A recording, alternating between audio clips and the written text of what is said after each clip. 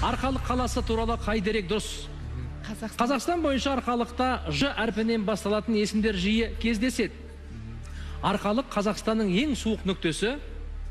Жер көлемі бойынша арқалық Нью-Йорктен 15 есе үлкен.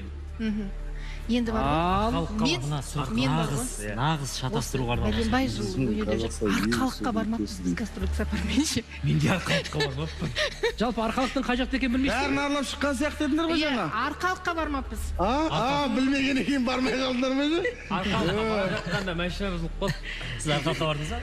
Мен енді бар арқалық мен естігем, бірақ естіп жүрмін кісілерден ше, жер көлемі жағынан ол үлкен емес сияқты. Қазақстан бойынша арқалықта Ж әрпінен басылатын есімдер жиі кездеседі дейді. Бірінші нұсқа, арқалық Қазақстанның ең суық нүктесі дейді. Бұны түртіп қоюға болады. Иә, түртіп қоюға болады. Өйткені Қазақстан. солтүстікке қарай білесіздер, суық. Үшінші, жер көлемі бойынша арқалық Нью-Йорктен 15 есе үлкен дейді. Енді суық екен барлығымызға айқын сияқты ол. Менің ойымша Ж әрпінен басталатын есімдер жиі кездесетін сияқты ол жақта. Қалай ойлайсың? Бірақ арқалықтың бар ғой, таныс емес екен, еш танымайды екен. Жайсанғали, арқалықтан мен ғой Жақсығали деген Жадыра, Жанболат. Мен саған сендім. көрермендер. Неғыл дейсіңдер? Көрермендерден де қайран жоқ. Білсеңіздер айтыңыздар. Айтпаса керек жоқ. Сонымен, бір. Қазақстан бойынша арқалықта Ж әрпінен басталатын есімдер жиі кездеседі. Қабылдаймыз.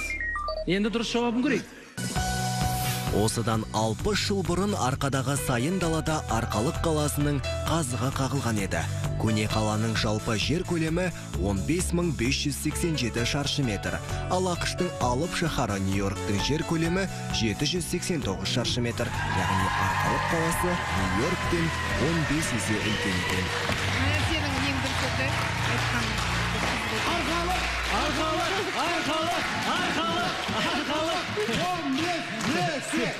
Енді Қазақстан кең байтақ.